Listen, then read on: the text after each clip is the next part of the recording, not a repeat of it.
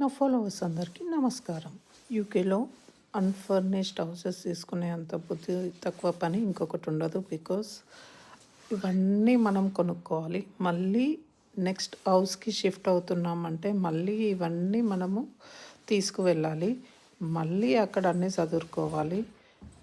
So in case మీరు యూకేలో ఉంటాము అనుకుంటే మాత్రం అన్‌ఫర్నిష్డ్ హౌసెస్ మాత్రం అస్సలు తీసుకోకండి. బికాస్ మనము మూవ్ అయినప్పుడల్లా ఈ సామాన్లన్నీ మనం మళ్ళీ క్యారీ చేయాలి.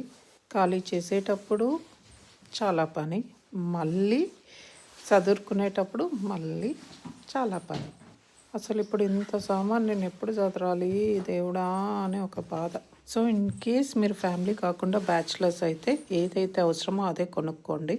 అంతేగాని ఇలా ర్యాక్స్ ఇవన్నీ కొనుక్కొని నాలాగా ఇబ్బంది పడకండి. నేనే ఇంతేనా లేకుంటే మీరు కూడా ఇంతేనా? నాకు కామెంట్ బాక్స్లో తెలపండి. Thanks for watching. బాయ్.